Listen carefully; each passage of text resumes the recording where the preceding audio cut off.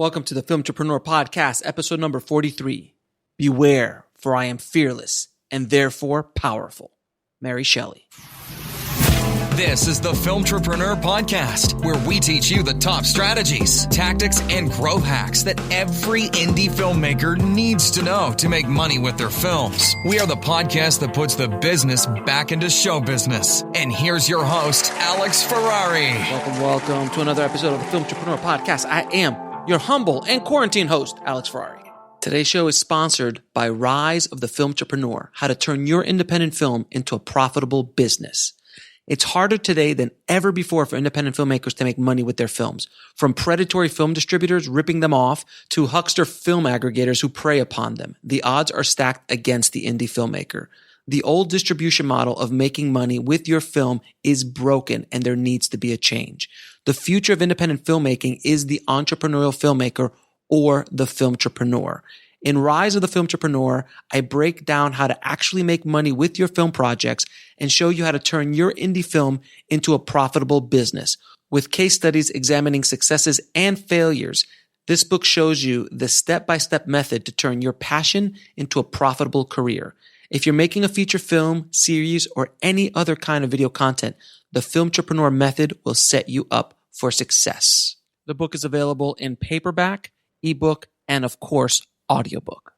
If you want to order it, just head over to www.filmbizbook.com. That's filmbizbook.com.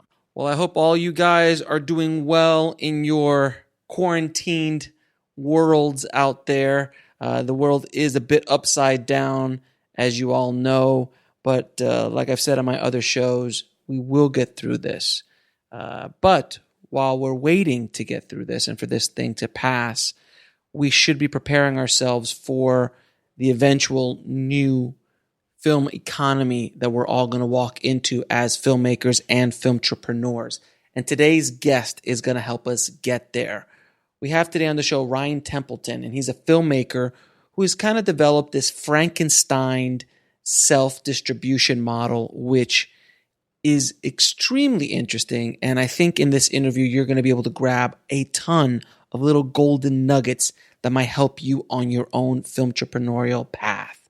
So without any further ado, please enjoy my conversation with Ryan Templeton. I'd like to welcome to the show Ryan Templeton, man. Thank you for coming on the show, brother.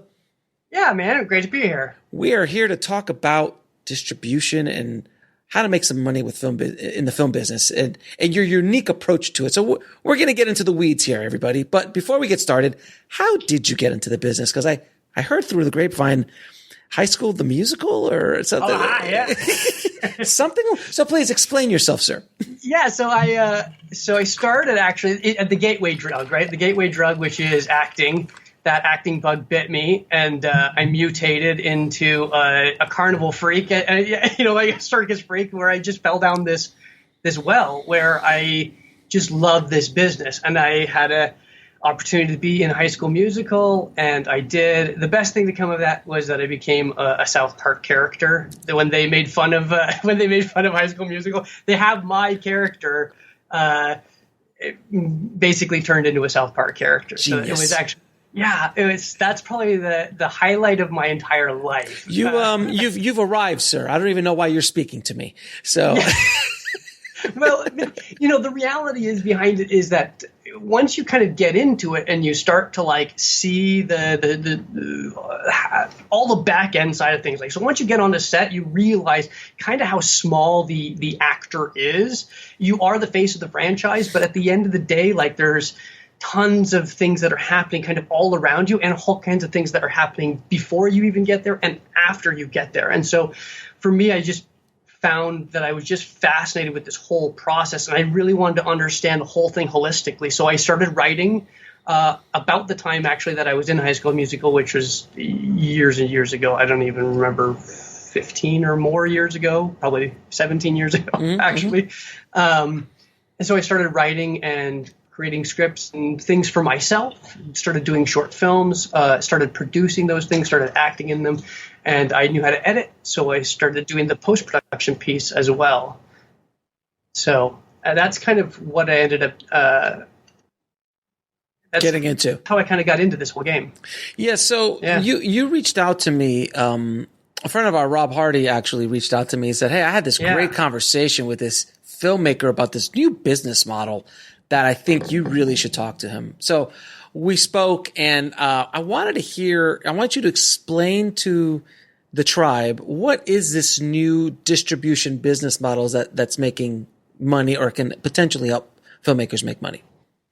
Well, it's not necessarily a new distribution model. It's a Frankenstein of kind of the traditional business model and the business model that we're now in. Mm-hmm. So I think it's probably best to talk about, maybe let's just go to the traditional business model is getting blown up. And you've got an episode about that, which I would encourage people to go and check out. But essentially, the theatrical exhibition is basically going away for the major studios. That is not part of their business calculus anymore. And so look at Disney, for example. Disney owns 47% of the market share, but they're only going to create 17 films.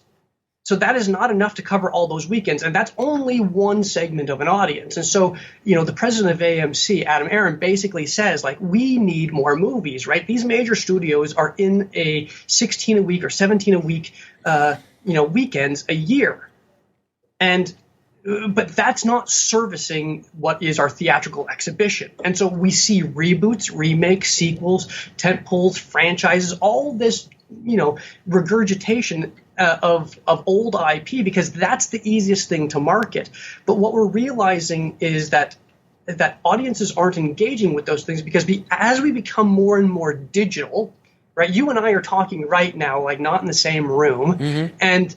And that's amazing. But what we're actually finding, this is my background is in marketing, is that we want human connection. And so that's what people are engaging with. And if you look at online, the influencers, right, we want to connect with human beings. And our theatrical spaces is actually a good place to do that, to be shoulder to shoulder with somebody enjoying the same thing. Because when you hear them laugh, right, that gives you, that serotonin that makes you feel good and feel like you're part of a community. And that's what we need. But those big businesses can't compete in that space because they're not human. They're not human. There's no, who's the face of Warner? Mm-hmm. Or who's Disney. The face of Paramount? Yeah, or Disney, exactly. I mean, it was Walt, but back in but we don't have that face anymore. And this is, and so people want that thing. And so this is why we engage with actors and celebrities, because that's what draws us to things, right? So we recognize that that person as a vehicle of empathy. It's the protagonist, or it's the antagonist, or whoever it is that is in this film that you relate to. That's who you travel through the journey of the film with.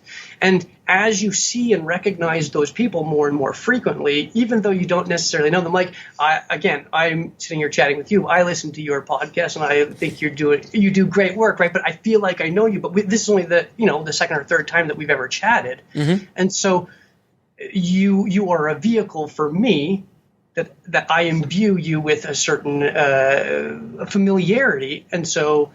It's the same thing with our films. That's why you go out and you get talent that people recognize. It doesn't have to be A-list. You just have to recognize the talent, because that's how you bring the people in. This is my trusted vehicle for how I get into the film.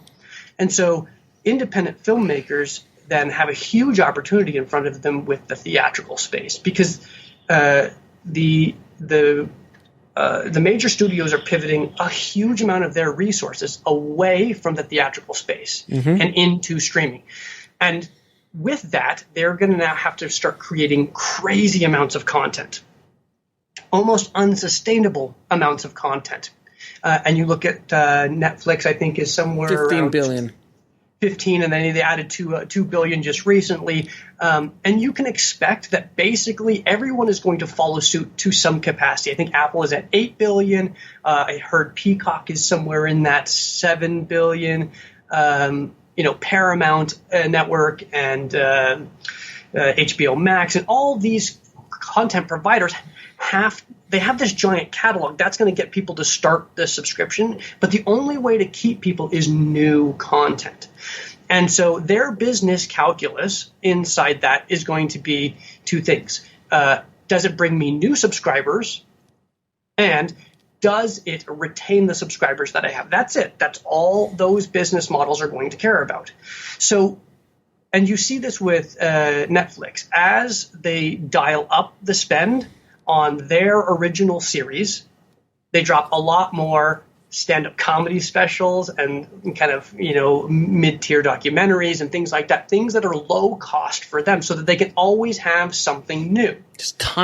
Every week there's a new stand-up comedy. Well, this is you. I mean, man, how much content do you put out just to maintain the audience you have? Now, I'm not even kidding. Now scale that. No, yeah. I don't. My spend was $8 billion last year. I'm thinking of going to $10 billion for my content, but I might go just $9 billion. I'm not sure yet. But no, to be honest, on a business standpoint, one of the reasons why I've been able to really penetrate the audience that I'm going after, which are filmmakers, screenwriters, content creators, is because of the massive amount of content that I put out and the massive amount of energy that I put out on a weekly basis that nobody else has really tried to do or figured out how to do the same way I do it or with the way I do it. And it's that the same model works with what the studios and the streaming services are doing. I'm just doing it for less than $8 billion. Well, and we don't need and you shouldn't also discount the fact that you are doing this genuinely, right? Correct. So you are the face of your franchise. Indie Film Hustle is not anything other than basically Alex Ferrari. Right. Alex Ferrari it'd be hard to sell Indie Film Hustle without me. So if a company came in, you could sell Disney. You could sell Apple. I mean, I don't know who'd buy it, but who can afford it? You could sell Netflix, but I'm glad that I'm putting Indie Film Hustle in that category. So I appreciate you bringing this up. You're there. I appreciate that, but no, it's very difficult to sell this business without me attached to it because I am the face of the business, and that's what makes the business run. And there's many companies that do that. And I know there was a couple other brands within our niche that tried doing that, but when they lost the main guy, and YouTube shows happen all the time where the YouTube show host changes and everything drops because they're attached to that person. Well, and this kind of goes into exactly what you always talk about, right? You talk about the niche, right? Well, the niche is the people who look at Alex Ferrari and go, this is the dude, this is the guy, right? This is the guy whose material that I want to see. And so filmmakers do need to focus on the niche. But what niche people want is actually to then project the thing that they think is niche into a wider space, right? Mm-hmm. So a good example, which I try not to use, but Napoleon Dynamite, right? Napoleon Dynamite and they use this film all the time to be look, Napoleon Dynamite was made for... Yeah, it's an outlier. It's an outlier, but the principles are solid. The principle behind it is solid, right? Because what is the point of Napoleon Dynamite? It's about a small town in Idaho. And so that's very niche content. But what that content did is it created a funny affectation of basically who these people are. And guess what? Those are the people that grabbed onto it and said, this thing is hysterical, this is about us. And they projected that out into the world. And I mean, everywhere in the world. Mm-hmm. And same thing with Big Fat Greek Wedding. I mean, that was another one that was just it's about a Greek family. No, it's about every family. And then everybody grabbed onto it and then it exploded to what it became. It's all relative. I actually use, Napoleon Dynamite in my new book, The Rise of the Filmtrepreneur, as a model. And I even say, this is an outlier, but the principles of what happened here are sound, as opposed to Blair Witch Project or Paranormal Activity, which were complete lottery tickets and cannot be replicated. But the concepts behind a Napoleon Dynamite or Big Fat Greek Wedding can be replicated if you use the base concepts correctly. And there has to be a little bit of lightning strike to make that work as well. Yeah, but any successful property has some sort of lightning strike to an extent, right? And that's why, because it's such a risky business, you look at best practices when it comes to best practices of the business. So just because we're independent doesn't mean that we should not look at what the industry does that's best practices. And if you look at just the traditional model, what they're doing is they're diversifying their risk across multiple properties. Right. So are you familiar with Slated? I am, sir. Okay, so Slated has like this rubric where they basically are talking about independent films and theatrically released independent films. They do a study from, I can't remember the dates. I think it's 2012 to 17 or 18 or something like that. But basically what they show is that the number of winners and losers at the box office are about equal. It's about 50%, which shouldn't be terribly surprising because those are businesses that have actually gotten to their point of sale, which is the theatrical space. And the losers make back, on average, about a 0.25 ROI. But the winners are making back like a 3.35 ROI. So if you put those things together, right, the overall is a 2.41 ROI. So just and for everybody, return on investment. So everybody knows what ROI means. Yeah. And a 2.4 is a decent return. Now, people who invest, they want like the 4X and they want the 10X and they want these giant returns. But a 4X can happen if you have just one of those kind of, let's say you made 4 films. One of them's a winner, one of them's a loser, one of them is a winner, one of them is a loser. The rubric basically is that you would get 2.41 return on investment. That's what Slated's data tells us. Mm-hmm. But investors want that 4X number. So you would really need to hit a home run in one of these things in order to hit that 4 or even a 10X. And those are unicorns, right? Mm-hmm. So if you want to make money in the film industry, then you just have to make lots and lots and lots of films. And that's what everyone says, right? You just have to make lots and lots of films. The problem is if you don't make a great first film, it's really hard to get your second. And it's really even harder to get your third, especially if these two didn't do well. And so what happens is our artists get one chance. And so we put all this pressure on these artists to make a film that's going to give them a career. And that's not fair, especially for a first-time filmmaker. That's not fair. Like my first film, I would hate to have that be the only thing that people ever judge me on. And the same sort of pressure is put on everyone. And then once you have that first one, how do you get the second one? Because now you want to try and scale up. You want to try and keep moving the ball forward. And so what we ought to be doing as independent filmmakers, and this is the business model, is creating a career, play the long game. So get 4 filmmakers that each have their own story to tell, and you work together. But you have to work within the model that exists. So how do we value what a film is? Now we're talking value. What's the value of a film? Well, we know the value of the film based on the budget, because we always talk about the budget of this film is X amount. Budget and cost are not the same thing. It's not the same at all. My budget could be $12 million, but I only ever spend $3 million. So that's the value is 12, the spend is only 3. And how do you calculate the value? So you calculate the value by taking the script and going through it the way that a line producer does.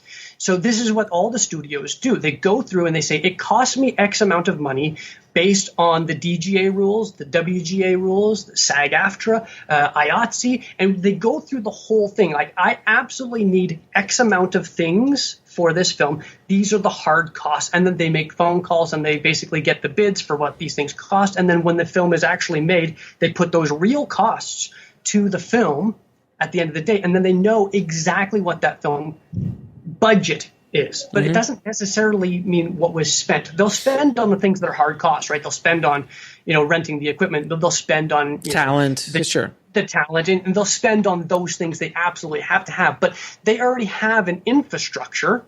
A lot of these major studios have an infrastructure, so they're portioning. It's an apportionment of their actual people that are inside that is creating this thing called soft money. And soft money isn't like a tangible hard asset.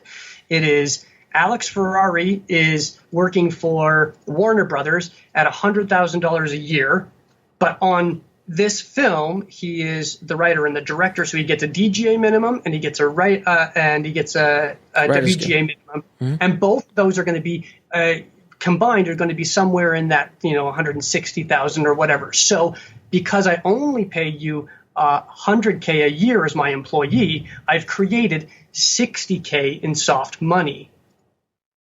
Okay. See, so you can do this same sort of thing at the independent level. And at the independent level, essentially it's the same thing. I go through the script, I find the value of the script. If the value of the script is $2 million, which is still a low budget film, this is, and people go, $2 million. Yeah, if you're spending $2 million, yeah, you should throw your hands up in the air and be like, that's ridiculous. But independent filmmakers don't spend the $2 million. They spend a fraction of that because the $2 million value on the film, and you play within the rules of the guild because at the end of the day, you want to sell this film, you want to take it to theaters, you want it to live on a streaming service. All those major players play nice with the artist guilds. And the reason they do that is because that is the bread and butter of their business. Without the artists, they don't have films. And so that's what we have to start to talk about, is that you play nice inside this budget, but you fandangle the rules to work in your favor. And you do that by creating soft money. So I'm confused in regards to the valuation of the product. So if you're making a movie for $100,000 and you're valuing it as $2 million, I still haven't heard the way to do that. So all of the positions have to be filled, right? So Right. Everything that is on a film has to be filled. But if I give you a position in writing, then you can do that in pre-production, and you're my writer, and then I bring you in as my director, and then you are covering 2 positions. I only pay you for one thing, right? So you get 4 kind of predator filmmakers together, and you run basically these, So you're getting more. So basically, the model that you're talking about is you're creating a bigger bang for your buck. So it's like someone like myself who can come in, write, direct, produce, edit, Yes. DP, bring in their own camera gear. I'm bringing a tremendous amount of value to the Yes. project that doesn't Soft money. Yeah, which is all soft money. So basically, when I made my film On the Corner of Ego and Desire, when I made it for about $3,000 hard costs, the value that I presented was probably anywhere between $50,000 to $100,000, purely because of all the stuff that I was able to do as someone coming into that thing. That's great, but I'm not sure how that. Okay, so continue with your process, because you asked me to poke holes, so I'm going to poke holes if I see something. Yeah, no, absolutely. So the point is, like, if let's say I get 4 Alex Ferraris, I get my cloning machine. That's impossible, sir. There is only one of me, obviously. There is only one of you, but we'll get some cousins. If there was 4 of me, I would rule the world. Let's just put that straight up. Okay, so we'll get one of you, and then we'll get kind of the second tier Alex Ferraris. Okay, Copies. So we'll put They're Alex copies. Ferrari with So they're copies. So every copy becomes less and less hustle because it just degrades by the copy. It's kind of like that old that old movie with Michael Keaton, Multiplicity. Multiplicity. Yeah, that's exactly it. So we multiplicity Alex Ferrari here, and then Sure. So we got 4 of you, right? So now think about all the positions you're going to cover, right? You're going to write, you're going to direct, you're going to shoot, you're going to produce, you're going to maybe Edit. do lights, All the you're going posts, to edit, you're going to do color, you're going to do all your DIT, you're going to do your data management, you're going to do everything, right? You're going to do your sound design. Well, now I only have to pay 4 employees to get all those things. How much did all those other things cost? Now, I'm going to ask you 4 to do that for 2 years and make me 4 films. Each of you get to run the helm at 4 films. You do it over the course of 2 years. Now, I'm going to pay you your minimum. I'm going to pay you and Alex 2 and Alex 3 and Alex 4 the minimum amount of money you need to survive. And what's going to happen is you're going to see that the difference between what you should have made if you were writing, directing, producing, and doing all these things through the unions, what you should have made, that giant gap is going to create a huge amount of soft money. Mm-hmm. That is what you own as the filmmaker, right? That's basically your deferment. Mm-hmm. And so what you do is then you actually get the hard money to pay you and Alex 2 and Alex 3 and Alex 4. You get that hard money for your minimum basic living, that money from an investor, and you pay that money back first. So if let's say your minimum amount you absolutely have to have is $50,000. Now I'm making a movie that might cost me, $2 million on paper. I have these 4 people who are creating this huge amount of savings, so maybe $1 million in savings.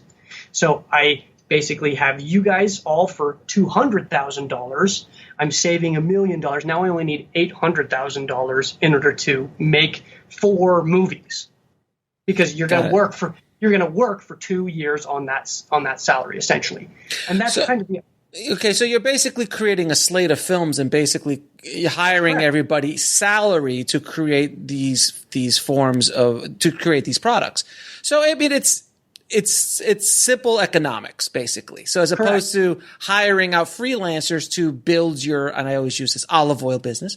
So if you hire out freelancers to build the bottles, bottle the bottles, do all this and that. So like when I had my olive oil company, which again, if no one has heard of this, that's a whole other story for a whole other day.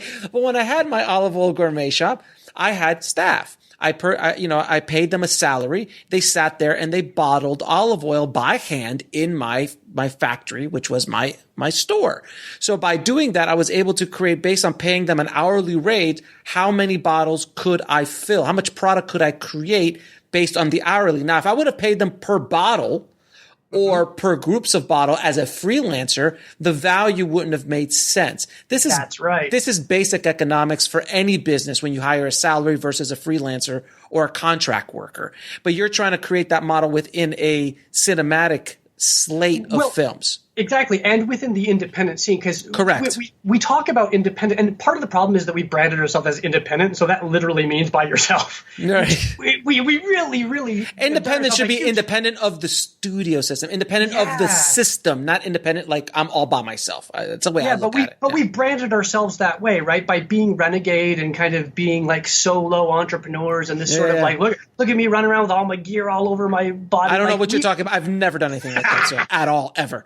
I'm sure there's some behind the scenes of. There's a picture of me on This Is Meg with like this huge rig with the camera and the mic hanging. Yeah. I mean, literally, if I had a broom up my butt, just I could start cleaning the floors while I shot. It was insane. Well, that's the whole point, right? And so as you have this independent kind of branding that we've given ourselves, and we feel like we have to work alone, but we don't. In fact, it's actually so much better to work with multiple people, because if you put everybody in an equity position, so like I work in post-production and you worked in post-production, and you know that post-production is a service-based industry. Correct. So they come to me and they hand me a film and they hand me money to work on the film, and I edit and we do the assembly, or we do whatever we do in the online, the color, whatever it is that we do, VFX. I get paid for that service. I own nothing when it comes to that film. But the only way to actually scale up your business is to own a piece of equity. Correct. And so what happens is then if you take the savings that you had in your soft money, that becomes your equity investment in your film. And so when I turn around and I go out and I raise this, $800 or $1 million or whatever it is, I then can turn around with that same group of filmmakers and make a very, very strong claim that 50% of this movie actually is mine because of just the equity play. Right. And the one thing I've always said multiple times on the show is like, if someone showed up with $500,000 for me, I would make 10 to 12 movies with that $500,000. I would not try to make one movie. Because making a movie is like pulling a slot machine. So I would rather have 12 shots as opposed to one shot sit down and play some hands of poker, right? Like if we're going to play, let's play. Like, let's not pull the slot machine. Let's play the game. Let's learn the rules. Correct. And let's have a strategy. Shocking. And then, amazing. And then place your bets accordingly, right? So if you know that you got one that's a little bit soft in the slate of films, that's fine. Just do that one as best as you can, recoup as much as you can. It can't be zero, but then do the next one, and then maybe you're going to want to gamble a little bit more on that one. And so what you have to do with these films, let's say, again, I'm using 4 because you it's a nice number. 4 films. Yeah, you can do 4 films in 2 years. And you can tolerate any people for 2 years at a time, right? I've met some people in the business. I'm going to call shenanigans on that one. No, you cannot. But you get to handpick them. You get to handpick them. And if someone has to go, they have to go, and you hire and you place somebody else in there. And it's just part of what you're creating. So you're basically just creating a production company that has a slate of films where you're hiring crew, that can do multiple jobs. So like, if you hire a DP, it's a DP who owns their own camera, their own lenses, their own grip truck, maybe and you pay them a salaried position where they're getting a steady income guaranteed every day, or, for months at a time, and something that's going to make sense for them, and or some sort of equity in the projects that they're creating, and kind of making it more of a communal way of making films on the making side of it, actually producing the product. Is that basically what you're telling me? Basically, yeah. And so because that person, that DP would get hired on maybe one film a year or one every couple of years, things, that sort of thing. It's rough, yeah. Mm-hmm. Yeah, what I'm doing is I'm guaranteeing that you will work on at least 2 films for the next 2 years. So I'm guaranteeing that salary. And so then what I'm doing is basically saying your value is based on the DGA, the Directors Guild of America, what you should make working on this. What's the least amount you're willing to take? Everything that you create in soft money becomes your piece of the equity in the overall budget. Go ahead. So I understand what you're saying. So it's, again, the basics is you're just creating more value by leveraging time and amount of films. But you're dialing down the spend as well. Correct. And you're dropping the budgets because of that. You're just being smarter with your money, which sounds great. And I agree with the concept. So the concept of actually the production of the film makes sense. And it's something that I've done many times in the past. I haven't done a slate of them, per se. I've done it one-offs. But people always ask, like, Alex, why don't you make like 5 or 6 movies a year at your budget range, which is going to be under $10,000? I'm like, I could if I want to, but I don't. I'm busy doing other things right now. But I could easily do that without question because I have the infrastructure to do it. I have crew that I could do it with. And your model, I could easily bring to crew members that I work with, and they would be on board without question. But the question I have for you then is the production is great and you're able to make your movies at a much more affordable rate. What is the business model to recoup? What is the distribution model and how can you generate revenue from these films? Okay, so yeah, that's great. So essentially what you're doing is you're going to do your day and date is going to look a little bit, and I don't know how familiar your audience might be with day and date release, but that's basically you drop it into a theatrical space and then you put it on a transactional video on demand, which means you're paying to either rent or buy that property. So your theatrical, you can just go right to exhibitors and say, I have a finished film. This is my feature film. This is what it looks like. This is who's in it. This is the trailer. This is the key art. And they will say, let's do a 60-40 or a 50-50 at the gate. And you show that there's actually like people in your community that want to come see this thing, an audience. Yeah. And so that means you have to have done the work ahead of time to get to that point. But essentially you're distributing it either directly to the theatrical exhibitors yourself, or you just partner with a theatrical distributor who already exists in the space who does independent films. And there's tons of them.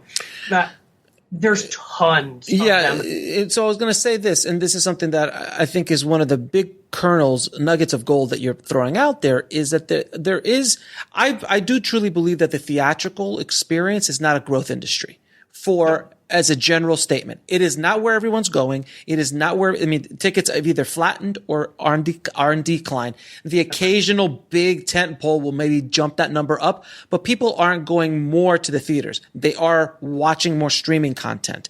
They're also not renting or buying as much as they used to. That's a holdover from the video store days. And as the new generations are growing, concepts of renting and buying a movie is pretty awkward because like you could just go to Netflix or Hulu or one of the many streaming services to watch. But the one thing I want to bring out here is that there is a big opportunity for independent filmmakers to fill the void that the studios are leaving behind in the theatrical space. As crazy as that sounds, if you use different models like I talk about in my book, like the regional cinema model, or being able to bring in an audience and you can target audiences, or if you go after a niche and you can prove that a niche. I just released a podcast yesterday on Filmtrepreneur, which was about how the documentary Awake, The Life of Yogananda, did gangbusters theatrically because they were able to target the audiences of followers of Yogananda in theatrical throughout the country and throughout the world. So there is a huge market there. Do you have any advice on how to get into those in those theaters? Without a middleman too. I would prefer not to go to theatrical distributor. This is the thing is like, so traditionally you needed to have like a sales agent, someone who's going to help you kind of control the sales, right? But because you are your own brand for each of these movies, right? You are the filmmaker, so you are the brand. So what you should be doing with that is be building up the audience that you're going to carry with you into these theatrical spaces, which means, building up that following either on social media platforms or even a Patreon. A Patreon could actually be your TVOD. That Correct. Actually is realistic to have a Patreon actually be your look. Drop me $1 every month or $5 every month, and I'll give you all access to everything that I do behind the scenes. And you create kind of almost like a corridor crew. I love those guys. Put them. Kind of like, but you're showing how the sausage gets made behind all these films. And then that becomes valuable to an audience who wants to learn about filmmaking and how this thing was done all the way from start to finish. So that's how you can own your TVOD. Now, if you go to a theatrical space, you can do targeted analytics for a specific theater. There's a company called ComScore. Mm-hmm. If you're familiar with them. And you can literally go based on, look, this exists right here, and all the films, all the comparable films that I have, my films are like this, have performed really well in this area. So that means that my demographic is in that area. So now what do? I pump money within, maybe 10, 15 miles. I'm not sure what the exact mobilization rate is around this specific theater, but you start pumping your marketing dollars into that actual radius demographic for those people, and you try and drive them to that one point of sale. And that one point of sale, whether it's successful or not, it doesn't matter, because theatrical is just about marketing. It's just about amplifying the voice that you have. So as soon as my film goes to the theaters, I now have that much more street cred, right? And now I am a poster that someone walked by as they went up to go and see whatever Disney was showing. They saw my poster in there. And then when they see my poster, when they're scrolling through Hulu or Amazon or Apple TV or whatever it is, they go, oh, I recognize that marketing spend that I had called theatrical now causes them to click on it, and that creates revenue for me. Yeah, it's just about the model is it makes sense, but the ROI is the issue for me, because for you to do if you can break even on the marketing spend, meaning that if you can break even on theatrical sales, whether that be through actual box office or actually selling merch, or some sort of ancillary product lines while doing that screening at either conventions or theatrical or whatever you do, if you can break even or actually make a profit at that point, then this model makes sense. But if you are losing money theatrically, and then you're hoping that people that happen to pass by look at a poster are going to stick out, it's going to be rough. Right, but you're not talking about a huge number. At $2 million, like, you need 50,000 people to see this movie. That's a lot of people. 50,000 people. Yeah, but it's not a lot of people if you actually turn these things into like events. If you're going to a city and you're running an event on a Friday, Saturday, Sunday, and you're going to be there for a Q&A afterwards. Yeah. Right? You're touring. You're touring, basically. You're going on tour with the movie. Yeah, you're basically Frankensteining, like you said earlier. You're Frankensteining a bunch of different models, trying to put something together that makes sense. So you're taking the best of every little bit, trying to put together this entire model. And so I understand. So because there's multiple Alexes involved in this, right? One Alex can be, running their premiere event in Philadelphia, and another Alex can be running the premiere event in a different city, and you can kind of be grooming those markets. And so after you've done that weekend, you've now saturated the market with, maybe 2 or 3 or 4 screenings, and they've got to see you face to face, and there's a reason to come out because it's an actual event, and they can get their photo taken, and you've saturated that market with maybe 3,000 people that are now out there talking about this movie, and they are bringing in new eyeballs, and then the theaters actually want to do a split with you. So if you had to four-wall it for just your little events, because they're like, oh, we're not sure. That's fine. You four-wall just that one. But theaters need more movies. They just simply need more movies, and they need it for more demographics. And so if you say, like you've been saying, if you niche down and you know that niche and you know how to get to them and you know where they live and where they are and you can actually mobilize them to the movie theater, then you can put that in front of them. And then there's a whole reason for them to go out into their communities and say, you know, that niche I like, this is a movie about the niche that I like. And that's the word of mouth marketing, or what they call buzz, that actually brings new eyeballs to come and see that. And the theaters love those kinds of deals because a 50-50 for them is a better deal than they're going to get from any of the studios. Right. And the thing is that, again, everything you're talking about really does come back down to the riches or in the niches. Like it is about niching down. You're not doing 4 movies that are broad spectrum, like a romantic comedy, a generalized drama, a generalized horror movie or something like that. You're creating very niche product for niche audiences within this model, which now you've hedged your bets even more, because now you have an audience that you can actually reach, as opposed to creating, I'm just going to make a romantic comedy for $100,000 with no stars in it and hope somebody finds it. Like that's you'll die. It's over. It's dead. But I do. Go ahead. Sorry, go ahead. Yeah, no, go ahead. You niche down to a place where then you provide them with material that they then want to announce. Correct. Because if you niche down and it's only something that can be shared within the niche, it's really only got that narrow amount of time. And you can do that and make money in that thing. Well. But the way to make money in theatrical is actually to grab the niche and then have the niche want to tell their friends who aren't in the niche about it.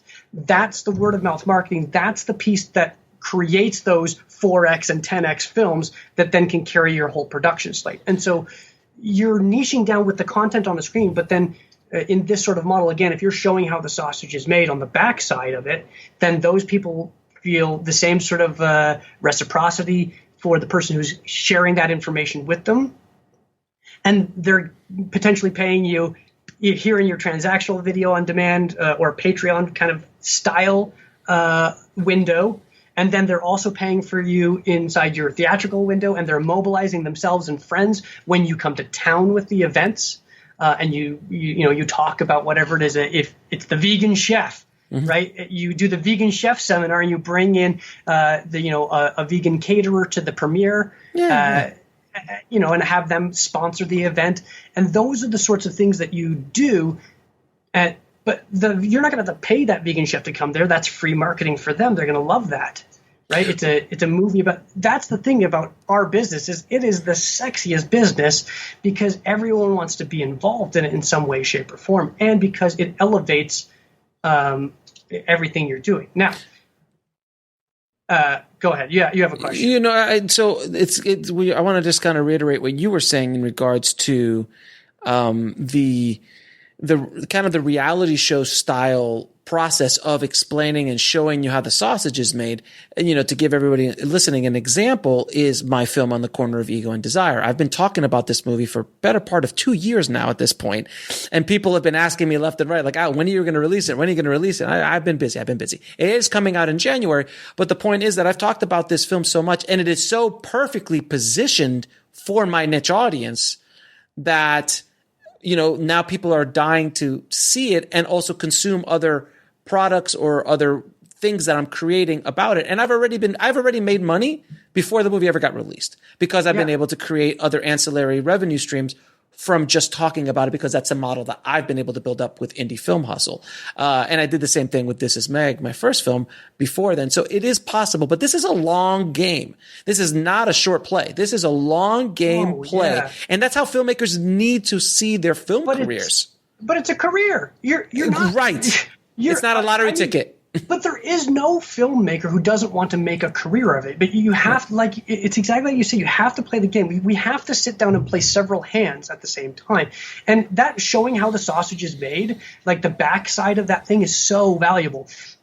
Consider that, how many people can't afford to go to film school or any post-secondary for that reason, for that matter. Now, that's an underprivileged, underserved community, and we wonder why we don't have stories coming out in those communities. why it is that everything is homogenized through the lens of New York and LA, right? Like, because those are prohibitively expensive cities to live in, right? I live in middle America. I can't afford to live out in New York or LA. I just simply can't. And a lot of storytellers are in the exact same place, but there is no monopoly on story. There is no monopoly on talent, right? LA has got a real housing problem crisis right now. Tell me about it. I'm here. I'm here. Trust me. Yeah, but it's too expensive to go there and do a startup business. That doesn't make sense. It makes sense if you want to go and serve someone else's vision who's already got a strong foothold. But you're talking about regional filmmaking with regional releases, and then you're making kind of these communities around those things. Are you familiar with Dunbar's number? I've heard of it. Explain it to me, please. So the theory of Dunbar's number is like you can have close personal relationships with anywhere between 200 and 300 people. These are the people that are your family, your friends, your coworkers. So essentially what you're doing is you're creating this within that 200, so you definitely keep some friends and family and keep, those things. But then the other people that you want to try and find are people that you want to work with, people who are artists, people who are DPs, people who are, willing to serve an idea. And you can all work together to, raise the tide. So you have your filmmaking crew and you guys live you live relatively in those communities and you make films together. That's regional filmmaking. And then you amplify that into your little network again, and that network is going to be 2,000. Once you get away from that the first 200 or 300 that you can actually have, there's only about 2,000 people because you're going to all have shared connections. So there's only about 2,000 people around that community that you call that your tribe. Mm-hmm. And your tribe is probably bigger because you've got other people pulling you in. Mm-hmm. But ultimately, like the real hardcore ones, the evangelicals for indie film hustle is probably about 2,000. Mm-hmm. And that's enough to create like a sustainable living for one person. But what you're trying to do is expand that over and over and over again. And by creating the content around these 200 and then making it 2,000, it's the same thing. The film itself becomes this 200 thing. You need to find those 200 evangelicals for this film. They're going to create these networks around them. And if you can create them in different cities and you can kind of make this tour with your film, all of a sudden you start being able to feed the whole. The thing is that, and the one thing that I would like to add to this model that you're talking about is that unlike the olden days where you had to go around on a tour like this to make money, which you still can, but now these content can live forever online. So for me, I release an immense amount of content, but my catalog of content is watched and listened to every second of every day. Someone's listening to something or watched something I've done or read something I've done over the course of the last 4.5 years. So every day that goes by, I add to the catalog. Now, the big difference is my addition to the catalog is extremely affordable because it's a podcast, it's an article, it's a video. It's nothing that's costing me hundreds of thousands of dollars. So for filmmakers, it's a little bit more costly. But if you start building this kind of ecosystem, which includes articles, includes videos on YouTube, includes this kind of ecosystem of products and services that are dedicated to a niche, then you could start slowly building up a business. I mean, I didn't just wake up and, have 4 million downloads or 5 million downloads on my podcast like overnight. It took years of work to do. And it still takes a lot of work to keep that going. But it's given me the position where I am now, where I can go out and make a movie. I could write a book. I could do whatever I want. And I'm very happy and grateful for that. And that's where all filmmakers need to come to. They have to build this kind of ecosystem business for themselves, or if I may say, a filmtrepreneur-like business around their art so they can constantly do it. And to a point where the movie, if they're smart, the movie almost becomes a loss leader if they've created a good amount of product and services around it, where at the beginning you're exploiting the movie for actual revenue from the film. But like many examples I talk about in my book, where the filmmakers literally give it away now. They're like, just take it because I know when you watch it, you're going to come over here because you're interested in my niche and look at all the products and services and information that you're actually looking for. How can I be of service to you? And that is the key of filmmakers moving forward, in my opinion. Yeah, and if we look at this again, let's go back to like the problems that are actually in the marketplace, right? So you take that thing to the theaters, or you have it and you don't think that it has theatrical legs, but you've already started to drive an audience to it. Well, guess what? That is now valuable to who? The streamers. Those people who don't have your subscribers already, guess what? When your film goes to their platform, they'll pick up the subscription of Paramount Network, or they'll pick up the subscription for Peacock or whatever it is just to watch your film. Now you've actually tangibly moved the needle for that business, and it is part of their catalog. That's what those businesses are, right? It's just a giant catalog. They're not really producing their own stuff for the most part. They're putting money into it, but what they do is they put the money into it and they hire people in a service agreement, basically all over the country.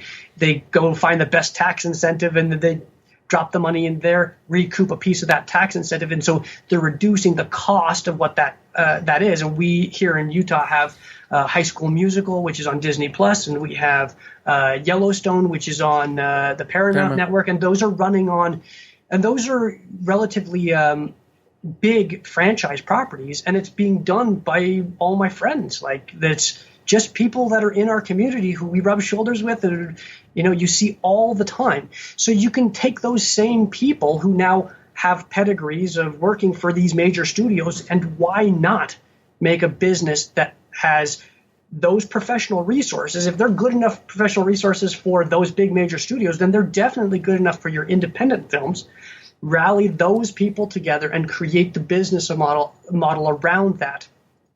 And then if you really want to give an opportunity to another group of people who are underserved, there are investors who actually want to invest in films and who are not allowed. Because if you have the major studios who create these slates of films, so, like I said, Disney's going to do 17 films. So they have one giant equity fund, essentially, that's capturing all this money from their private investors. You're either in or you're out. And if you're out, you're basically out forever. So you always have to put this money in. Doesn't matter what's in the slate of films. But those things make money. They have $5 billion box office returns this year alone. That's, ridiculous. So yes, you want to put money into there, but other investors don't get the opportunity to invest in films that are going to have recognizable talent and a theatrical release and have some measure of quality. People want that. They want to invest in that because that's fun. It's that's sexy. Entertaining. It's sexy and it's entertaining, and they want that, but they want to do it prudently. So you diversify the risk by doing it in a slate deal with them, and so you are mitigating their risk. I would never, ever, ever, ever, ever advise someone to invest in one single film because that is super dangerous, right? I agree. It's super risky. You could lose it all. One single act of God. No, you will. You will lose it all. I mean, it's 2% of independent films actually make their money back, and there's a reason for that because you're putting all that pressure on one film to carry all the weight. Where if you take, like I said, if you have $500,000, you make 10 to 12 movies off of that, which is doable and still very respectable budgets, anywhere between $45,000 and $50,000 or $40,000 and $50,000 per episode, which I know a lot of people are going, how can you make a real movie with that? I'm like, I've made two and they're both sold and they're both making money and I don't care. So it's all depending on the kind of stories you're trying to tell. And if you're within a niche, imagine if you had the vegan niche and the vegan chef movie and, which is, by the way, we're going to make this one. We're going to make by the way, there's an entire chapter of that in the Rise of the Filmtrepreneur. It's called the Vegan Chef Movie. I just broke it down. By the way, I have a name for it now. It's called Crazy Sexy Vegan. So, it's just called Crazy Sexy Vegan. Why not? It's called Crazy Sexy Vegan. Imagine in that niche or the surfer niche or the skateboarding niche, if it was the niche that could support multiple films, imagine if you made 10 vegan themed or plant-based themed movies and you could include some documentaries in there. And imagine if you had a slate of those. Do you know how much money you would make with those? When a movie like Game Changers just showed up and it was the #1 documentary of all time on iTunes, and Netflix paid an obscene amount of money to have it 2 weeks after that original release. That demographic that niche is huge. Or a bunch of surfer movies, or a bunch of skateboarding movies, or a bunch of trombone movies. I don't think that's going to work, but but there's those kind of films. Imagine if you created a slate as opposed to One. Yeah. And that's exactly what you're doing is you're diversifying the risk for the capital, right? And so then the money wants to invest in this thing. And then so you have people at the front end who want to invest in a diversified portfolio because it's going to be fun for 2 years to have a new movie. Every 6 months, you're getting to go to a film premiere. You can invite your friends. You can bring your family. You get the red carpet treatment. Like it feels fun. That's a good use of your money. And you're supporting a local community of filmmakers. These are the people who live within your region, and you want to support them because they're artists. And heaven forbid, you don't get to tell the stories of your community and the niches and things like that you're involved in. But then you can even now do the business model of the online public offerings, which is the equity crowdfunding. And you had an episode not too long ago about that, which I highly recommend people go back and listen to. But instead of doing the equity crowdfunding up front, you do an equity crowdfunding when the film is done to support your theatrical. So now I have a film where I'm showing you the key art, I'm showing you the publicity, I'm showing you all the behind the scenes and the special trailers and things like that. Then I create this fund that says, look, you put $300 in here and I'm going to share my box office revenues with you. And that's basically your piece of this film. So now what have I done? I've created an incentive, a financial incentive where they've invested their $300 into this movie. Now they have a $300 incentive to broadcast this film to as many people as possible. So I share with them all my Dropbox with all my trailers and things like all my assets, and they can hit their own audience with it. So then you've created an avenue for people with larger followings like yourself and other YouTubers or other people with like niche audiences to financially back you and then also return on that investment. Because now your mobilization rate with $300, oh yeah, I can send 3,000 people to cities across the country. That is going to churn back your money. And you do that just in a few small things with this film. And now you're de-risking what? Your theatrical risk goes down. Your P&A spend comes down. And the filmmakers are de-risking themselves in the theatrical space, sharing the box office with the audience who will actually mobilize to go and see it. The key, though, to this entire conversation is to keep the budgets low. Yes. To keep the cost of the product low. And that's what I keep preaching again and again. And I was talking about it at AFM when I was there last week, where I talking to filmmakers and they're like, I talked to a couple filmmakers. They're like, how much do you need? They're like, well, I have a $250,000 movie, but we need $1 million. So I'm like, but you have $250,000 cash. He's like, yeah, we have 250,000 now, but we need $1 million. And they had this whole package and everything. And it was, and I don't want to talk about exactly what kind of movie it was, but it was a movie that, and I told them, I'm like, do you want me to tell you the truth? And they said, yeah. And they're like, you need to make this movie for $75,000.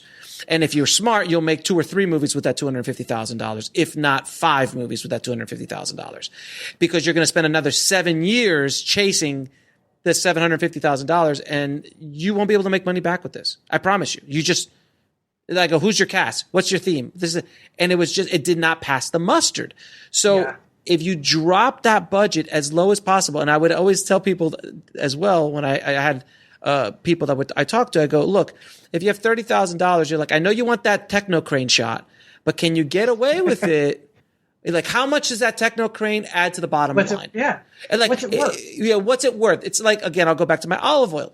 So if I have a bottle and my bottle is gold, it's a golden bottle. It's made of pure 24 karat gold. It still has olive oil in it and has a diamond encrusted cap on it or a cork on it. Okay.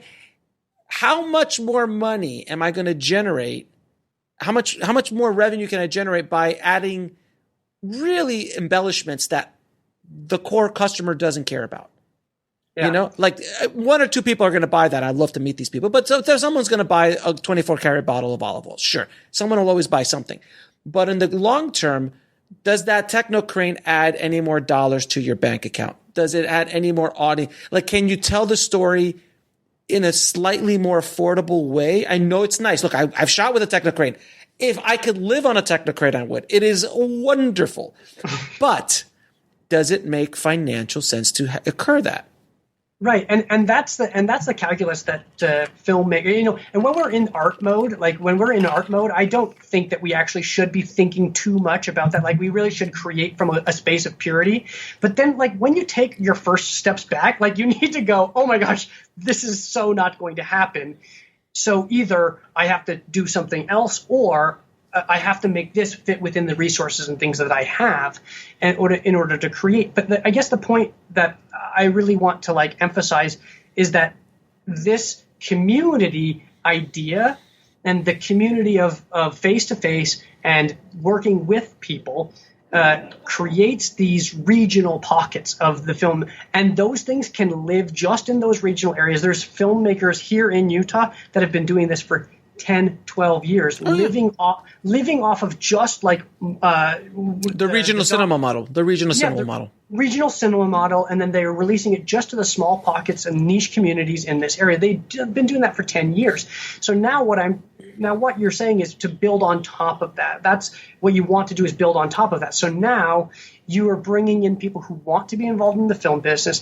Imagine if at the front of your theatrical screening you had this film is brought to you theatrically by, and it's all the people who invested in your equity crowdfunding campaign, their Twitter handles, or whatever where their businesses are.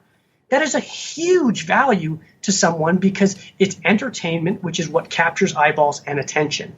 And that's what people absolutely want in their businesses. And so you don't need to spend a huge amount of money. That $250,000 filmmaker, right? They're already at the point where they can make $1 million movie, because the magic formula is 25% in capital, 25% in debt, 25% in pre-sales, 25% in incentive funding. Now, pre-sales is going away, so what you're going to do... Yeah, it's gone. Yeah, it's gone. So you replace that piece with equity for your service positions. And now everyone dials down their costs. Right, but the thing is that $250,000 in today's market plan, in today's the old traditional model is destroyed by the time this episode airs. I've already released that episode. But it's gone. It's official now. It's official. No, literally the traditional film distribution model is dead. It's dying a miserable death, and people are trying to hold on to it. It happened in publishing. It happened in the music business. It's happening here. The model of making money with the art in this industry has changed, just like it did in music, just like it did in publishing. It's just adjusting. It's a titanic shift in the way we do business and the way we create art.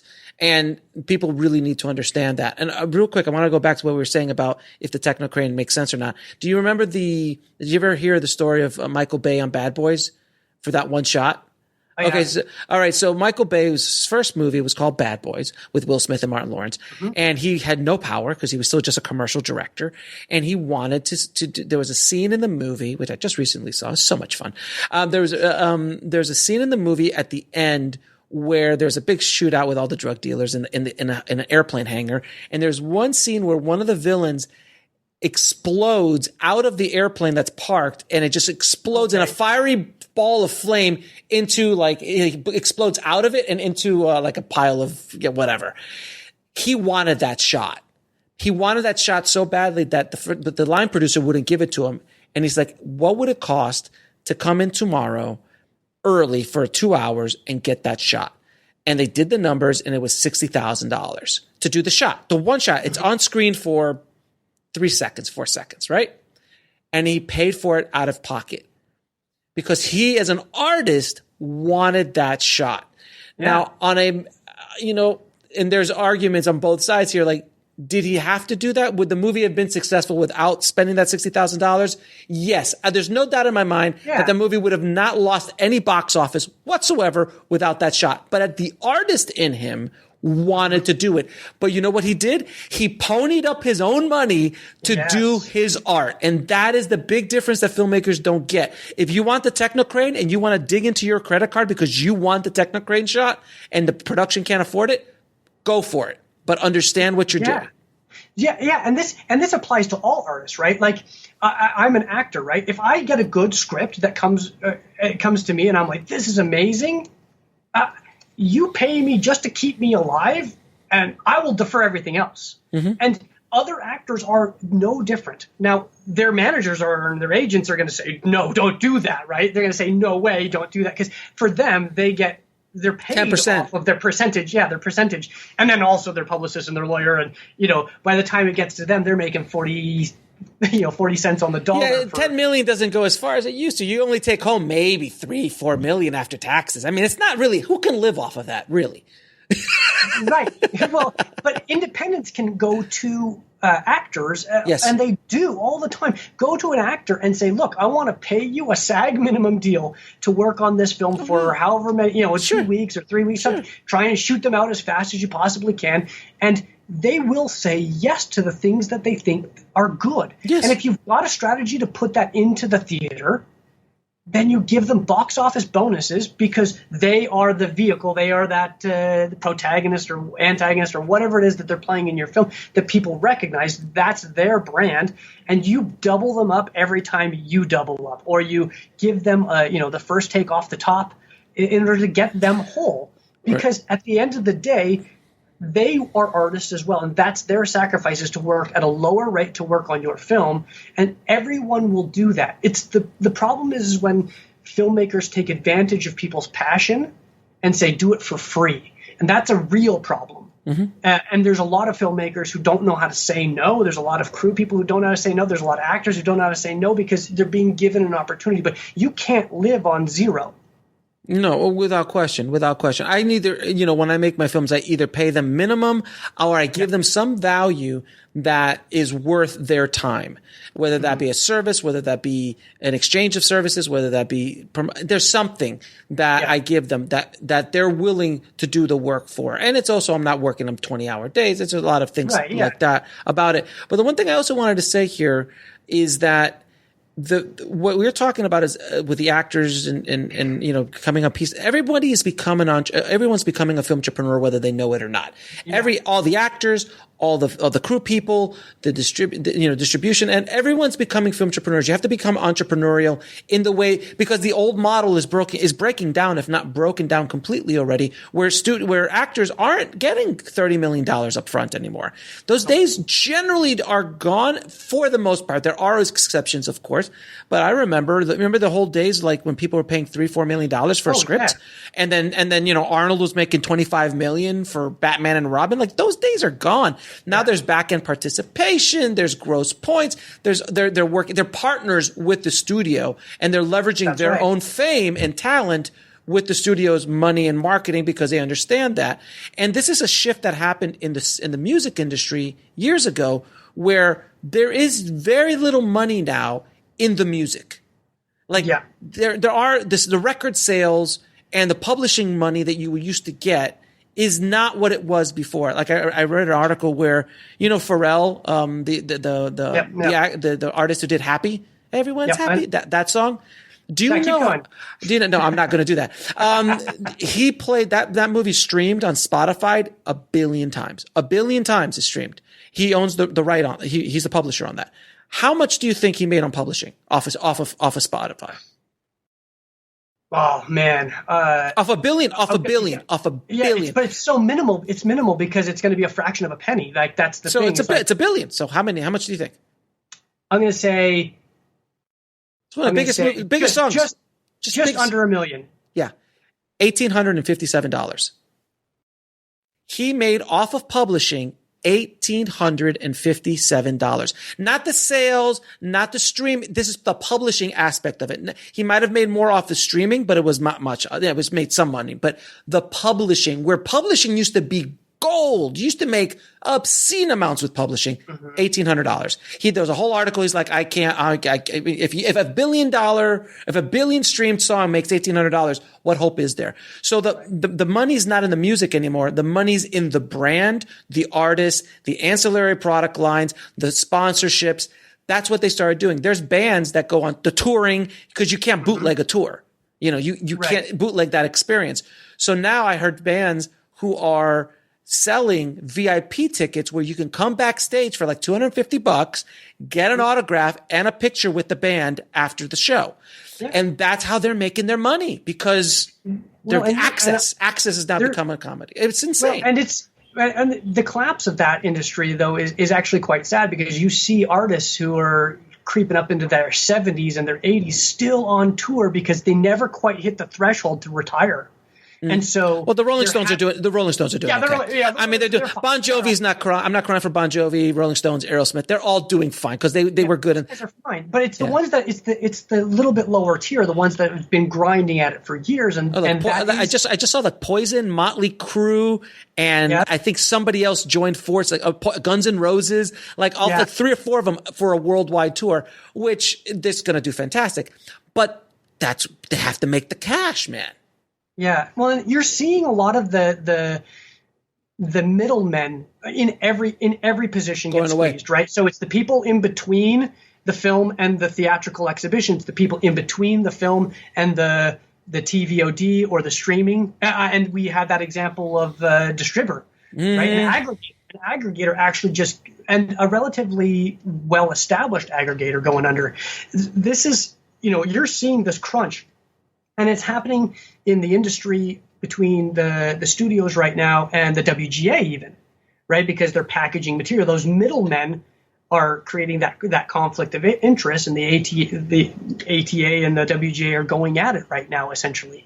And go ahead. No. I was about to say this exact issue is what came up. I actually got a few people ask me what I thought about it, which was the they got rid of this whole law of the a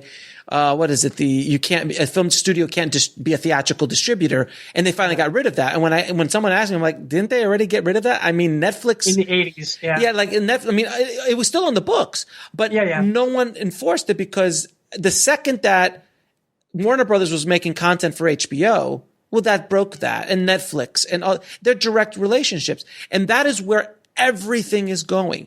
The theaters, the studios don't want to deal with the movie theaters. If they can make the money going directly to Disney Plus, if Disney can make money going directly to Disney Plus, they won't go theatrical. If they don't need to share 30, 40, or 50% of their take, where people are going to show up, because look, right now, Frozen 2, the only place Frozen 2 could be seen is Disney Plus. I promise you that'll jump 30 or 40 million subscribers in the course of one weekend. Now, will they stay? That's the job of Disney Plus, to keep you there.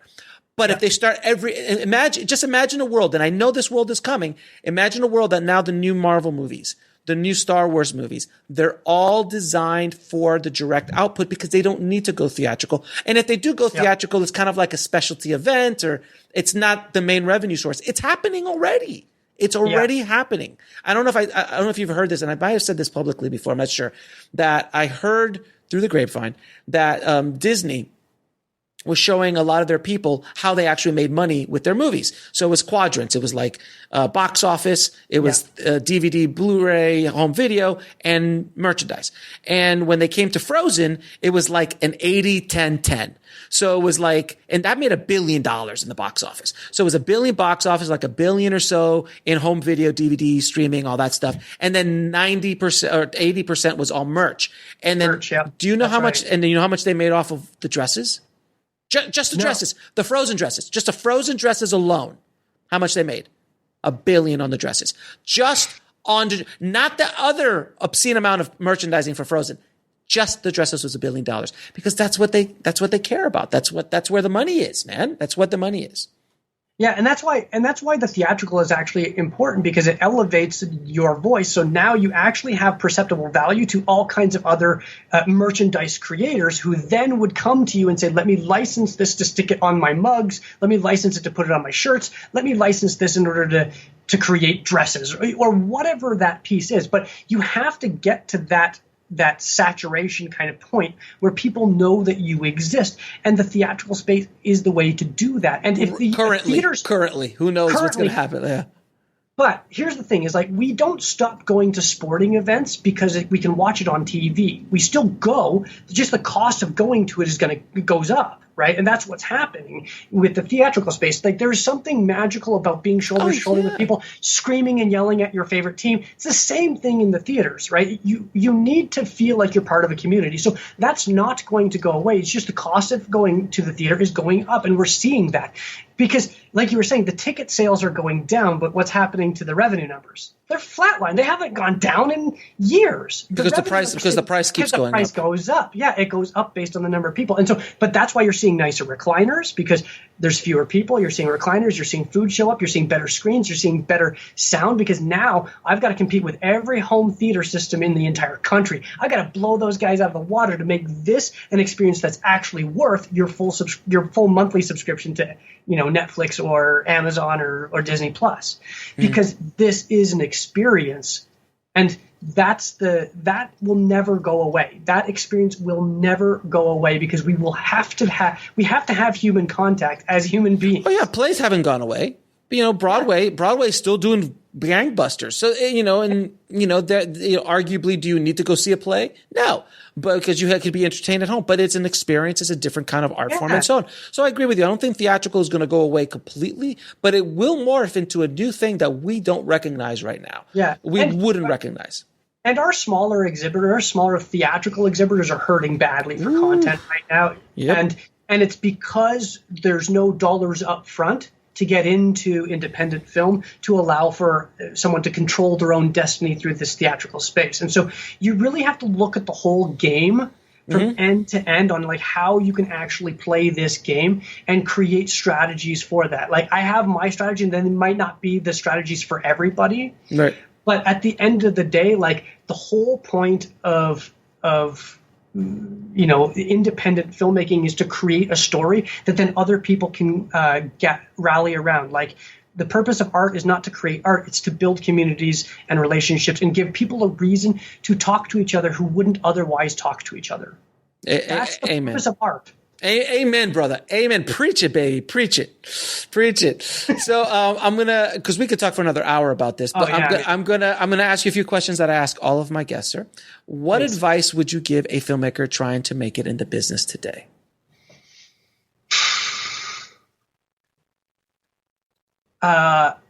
Storytelling. Focus exclusively on storytelling, but in all phases of storytelling. So you can storytell on the page, which is the one that we always think about, and you can storytell on the screen and in post-production. But there's storytelling that can be done with data. I'm using the data points of my film to tell a story in order to create a narrative so investors understand what it is that I'm actually talking about. That's a narrative. Focus on that storytelling. Focus on the storytelling of marketing. Why it is people need to get up off their couch and actually experience this event and go to this theater at this specific time and be a part of a larger community. Tell those stories. Focus on that kind of storytelling, because the better you can get at weaving those narratives, not just in the three phases that exist in film, but in all the swirling stories that go around it. So when you go out and you do your publicity, all those things, you can be telling good stories, because that's ultimately what makes someone want to can engage with you. Now, what is the lesson that took you the longest to learn, whether in the film business or in life? Oh, man. Fear is just a construct. It is completely in here. And here, quick story. When I was a kid, I had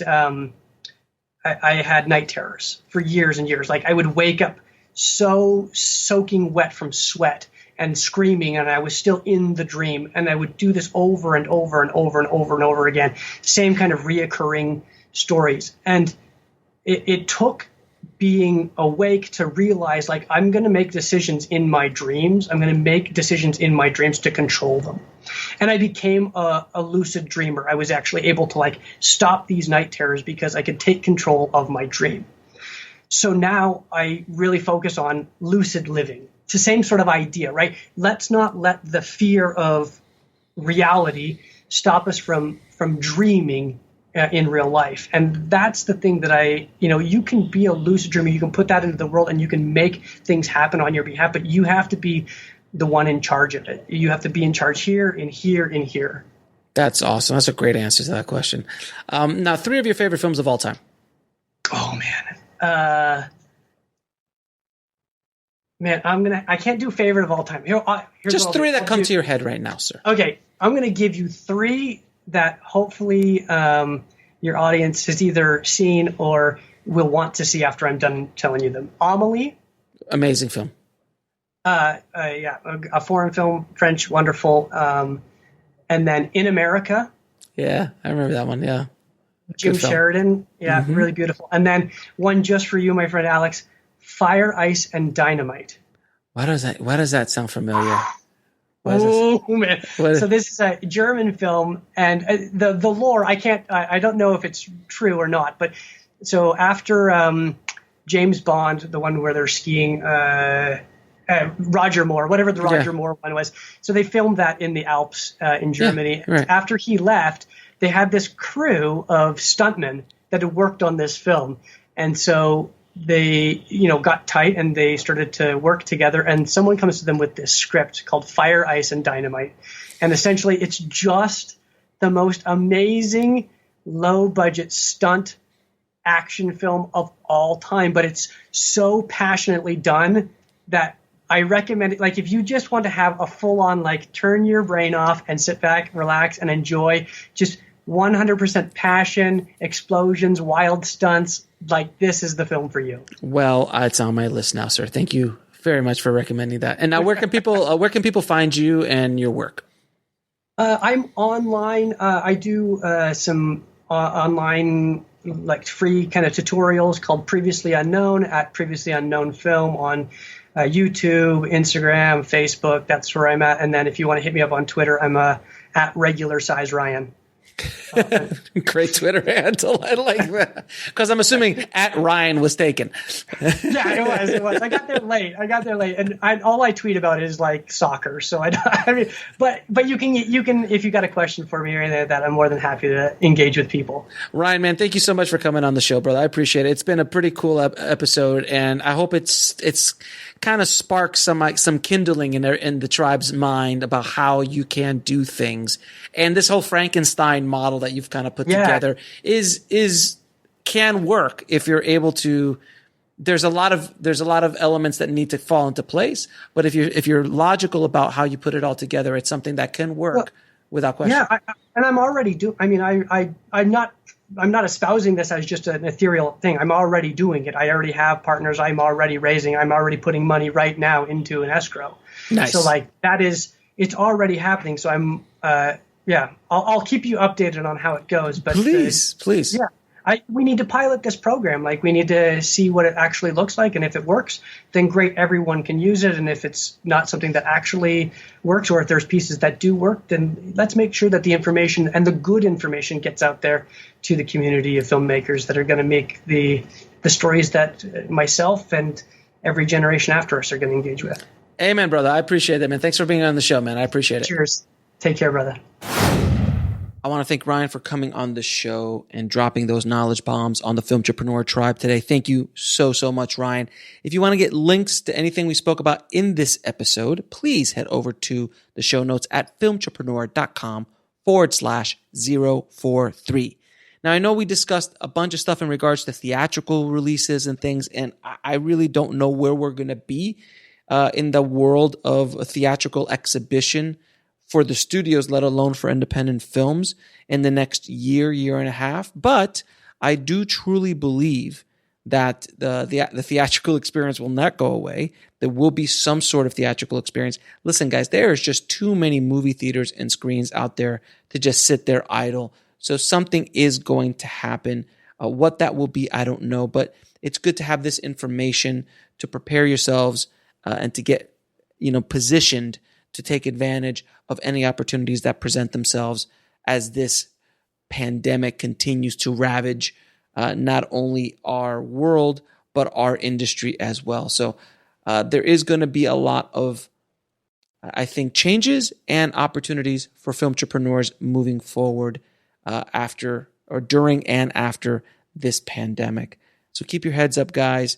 Prepare yourselves, because what we're going through is a once-in-a-lifetime event. And when these kind of things happen, it's when a lot of opportunities for people who are open-minded and thinking about what is coming as opposed to what has been. Thank you so much again, guys. Please stay safe out there. As always, be a filmtrepreneur. I'll talk to you soon. Thanks for listening to the Filmtrepreneur podcast at filmtrepreneur.com.